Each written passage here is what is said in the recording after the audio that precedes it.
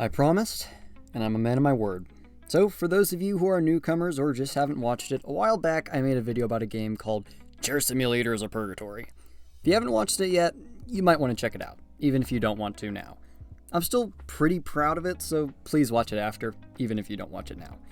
But to give a brief explanation, that game was stupid. But what I found from that game was a little company called MSCHF.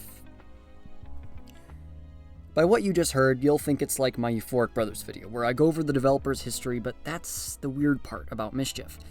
They're not just a developer. They're a publisher, comic maker, fashion brand, trading card company, limited shoe drop cologne store, etc., etc. Strap in. This might take a while. But before we get started, I'd like to say thank you to all those who watch and are supportive in the comments. I love that. I appreciate that. I made that share sim video because why the hell not? But one thing I do is that I usually check out the developers and publishers when I play games, just to see what else they've done. Now, Share Sim was no different, but when I looked at their other games I saw nothing, and I don't know why, but this bothered me. Share Sim, the way it was made and advertised and everything about it, it messed with my mind. I couldn't just take it at face value, that this was their only game. I don't know what feeling it was, it made me look into it more. On Steam, they went by MSCHF Product Studios Inc. The name was too professional, so I had to look them up. For me, my first source is often YouTube to find independent documentaries or news sources, as they usually have no motive to lie about companies, and usually there's tons of amateur video breakdowns of companies. I found a bunch of videos about MSCHF, but most were shorts, and they were all different. One was of MatPat from Game Theory with tearaway shoes. A few more were about shoes as well, so I decided they must be a shoe company. But then the next set was about WD-40 cologne and someone trying to use it as actual WD-40. Then there was one about the world's smallest handbag, then another one about opening MSCHF trading cards. This made me more confused, so I looked for breakdowns of the company but found nothing. So to misquote Rule 35 of the internet, if there isn't an overly in-depth YouTube video documentary of mediocre quality of it, then make one. But I've just been blathering about their products. Let's go into their history, when and why they were founded, what they really do, and what they are.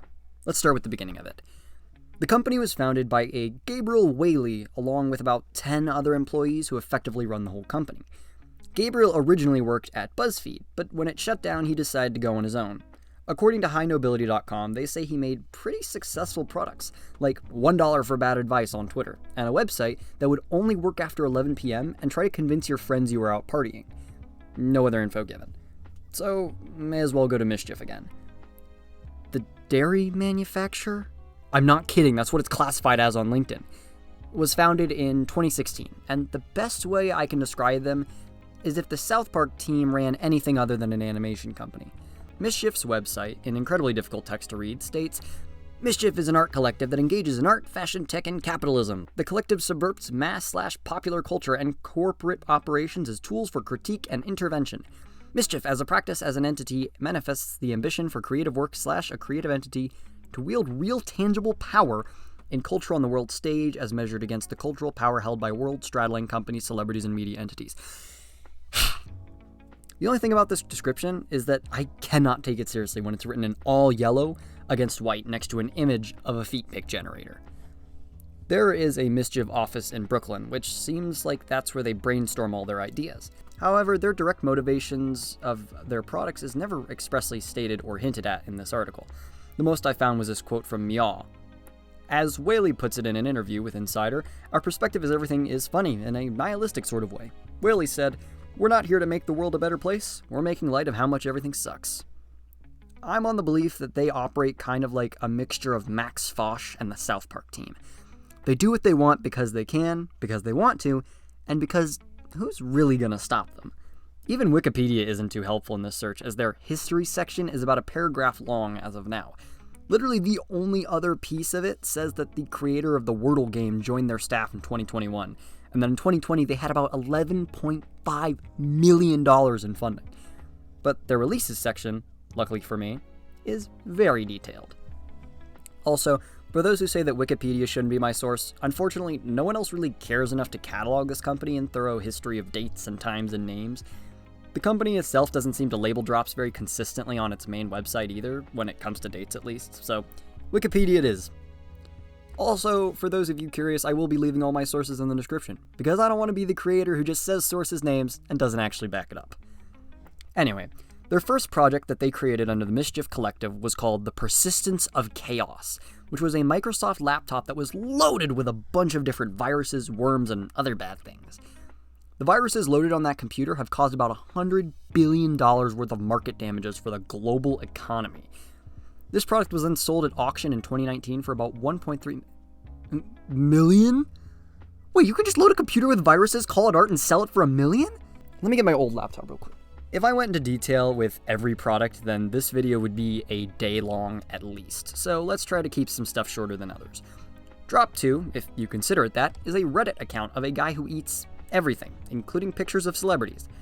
90% sure they're request-based, but I don't know. 3 is Times Newer Roman font, a font that is slightly longer. 4 is a Guess the Word of the Day game on the MSCHF app. 5 is a Netflix Hangouts, which allows you to watch Netflix while it looks like you're on a meeting. Super useful for online school. Drop 6 was that they can change any Wikipedia article into an academically citable work. Actually, that sounds great for my AP class. Now we're on to 7, the Jesus shoes. These are especially important, as they ballooned in popularity due to being worn by celebrities and priests alike. Their unique property is that they supposedly have water from the River Jordan in the bottom of the sole, which I can't confirm, but this made it immensely popular and was actually referenced in a New York Times article, where it states, "There are several youth pastors that have bought a pair and even more who are asking, like, I love those sneakers and I love God. I would love a pair of these." And that wasn't the point, Mr. Whaley said. The Jesus shoes were a platform to broach the idea while also making fun of it. That everybody's just doing a collaboration now. So even in their religious symbolism, it's not religious. But it's symbolism.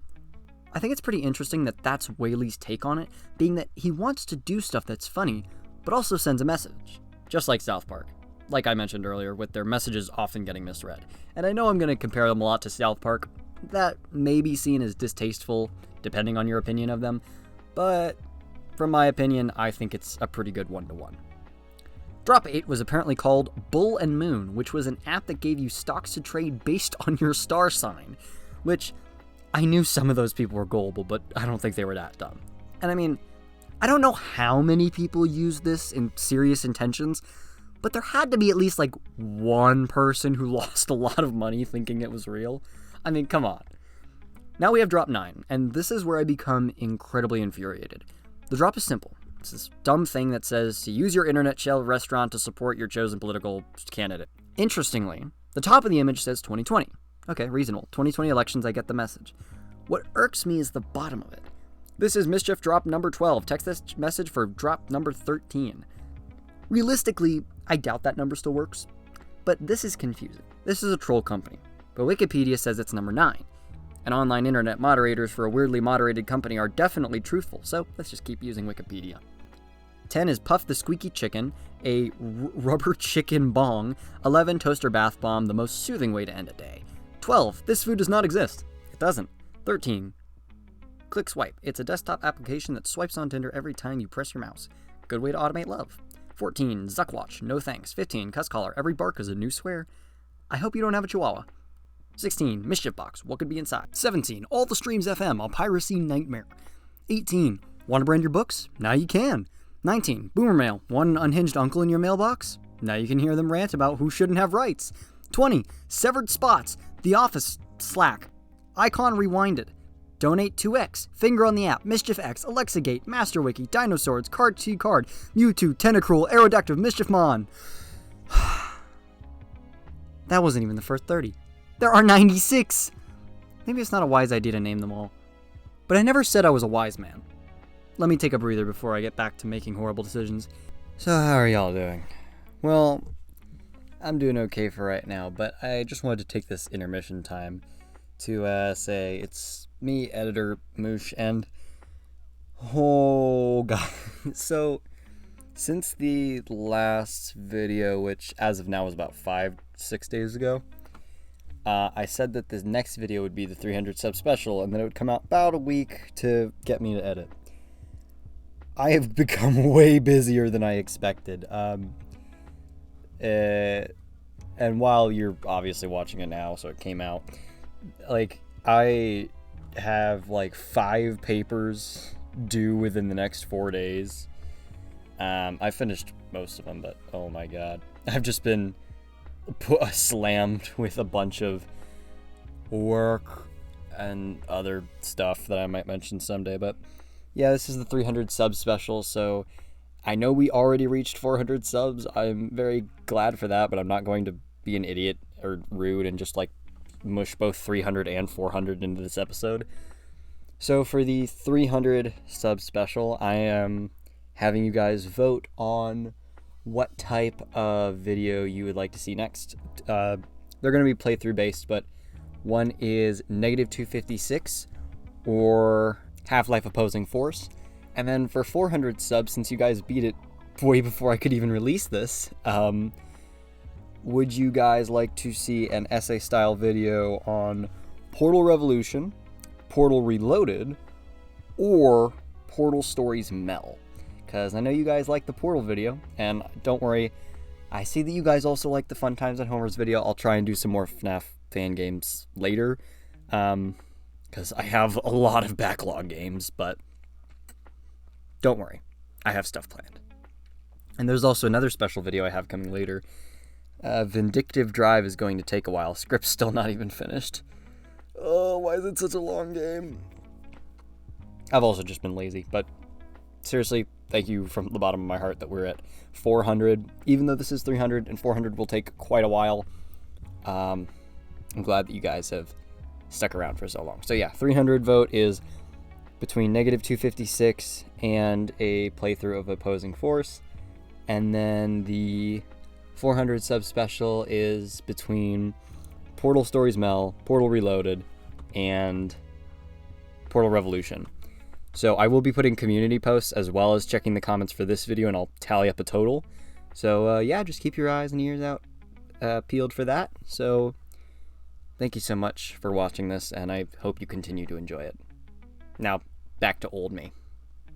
I'm gonna name every drop whether my vocal cords like it or not.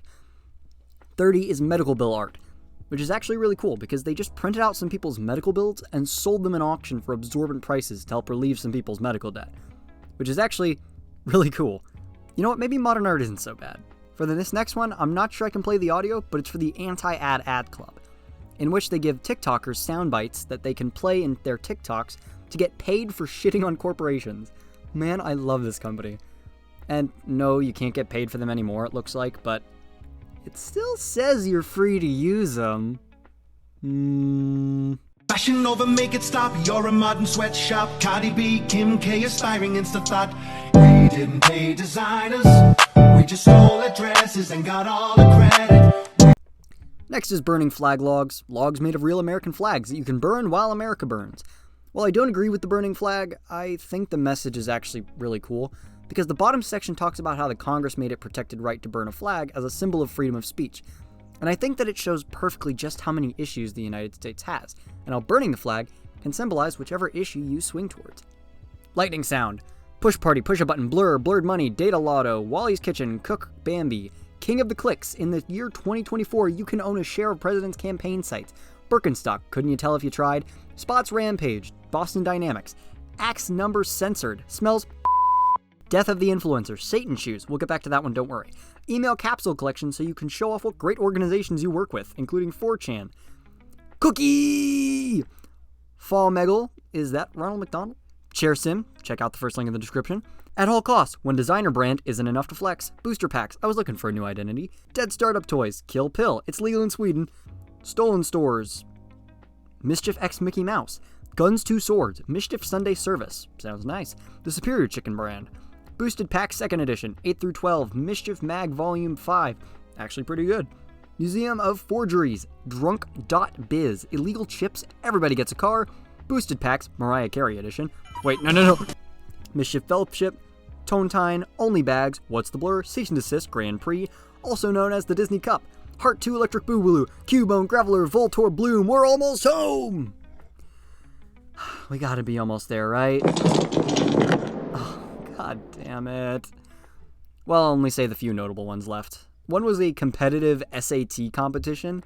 One was a big Fruit Loop. Then there was the WD-40 cologne and a handbag made in Italy, Texas. Their most recent on the webpage is Drop 94, which is an entire frame-by-frame crowd-drawn rendition of the B-movie, which honestly sounds very funny. 10 out of 10 would watch. So I could manually look at their website and check the other drops, but I'm going to go as far as Wikipedia does. I'm not rewriting the script 100 times. Well, I don't want to anyway. Now for a change of pace, I want to go to controversy and messages. For this, I just want to talk about different controversies that have happened because of their products, which surprisingly isn't a lot. And then some of the messages of their products and the internet's reaction to them. I said I'd get to it later, so here it is. The Satan shoes. I actually knew about these well before I knew about MSCHF, because I remember some people complaining about it when they came out. It was a collaboration project with Lil Nas X for one of his promotions. The shoe was said that each pair would have a drop of human blood and then was dyed red. It was promoted alongside satanic imagery and gained a lot of traction. So much so that Nike sued them for copyright infringement.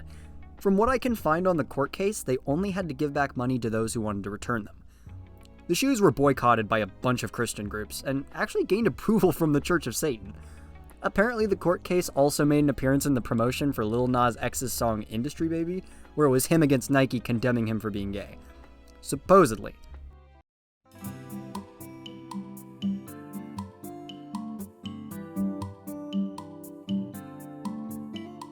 And also supposedly, Lil Nas X was outraged on Twitter when no one cared that Tony Hawk basically did the same thing and had little to no backlash. Seems like there's a double standard.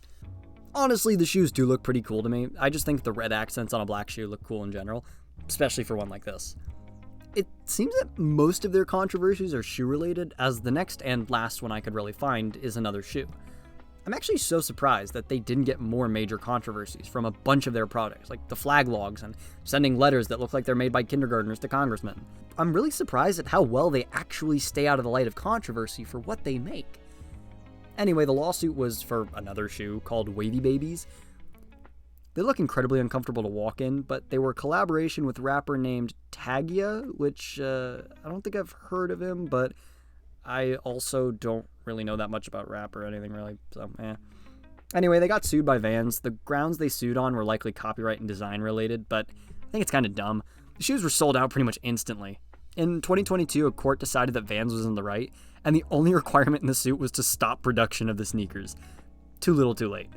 But I find it kind of funny how these corporations just don't really get it.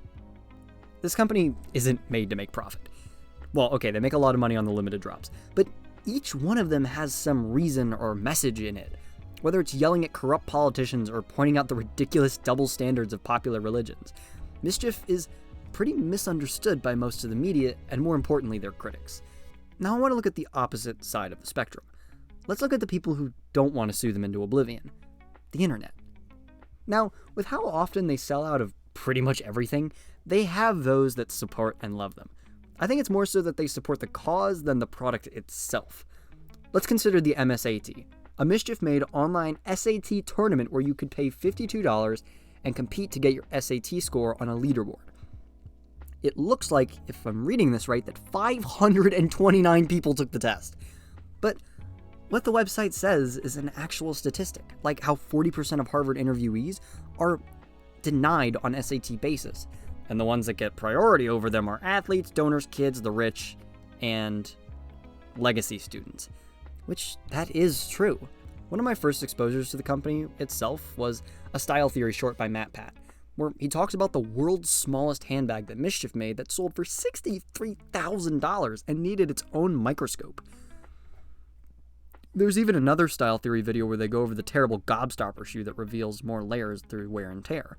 The annoying thing is that there's mostly only YouTube shorts I can find of people who talk about their products, like the guy who tried to use WD-40 cologne as actual WD-40.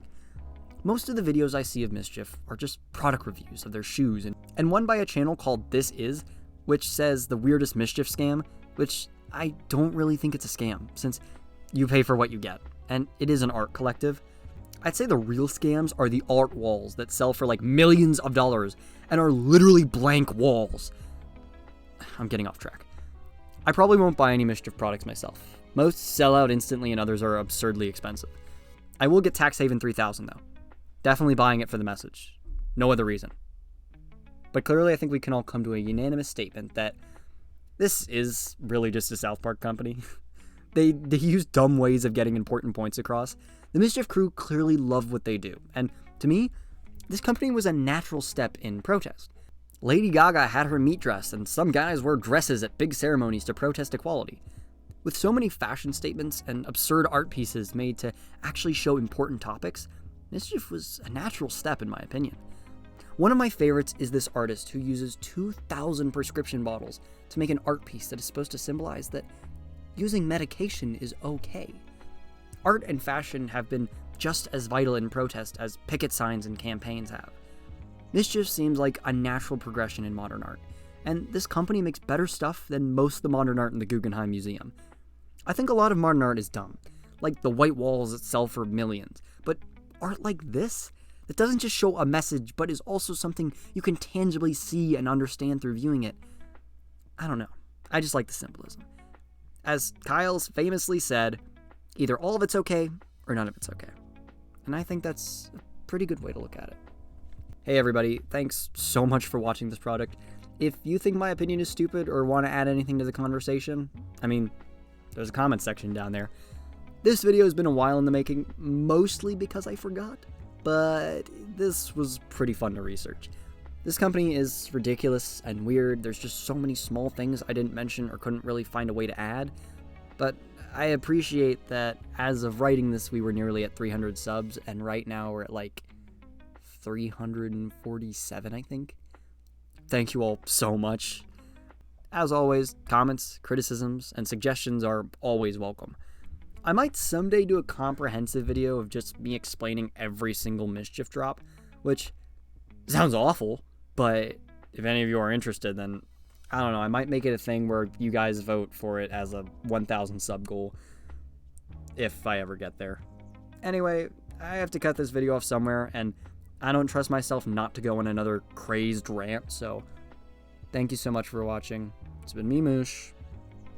Arrivederci. I'd say the real scams are the art.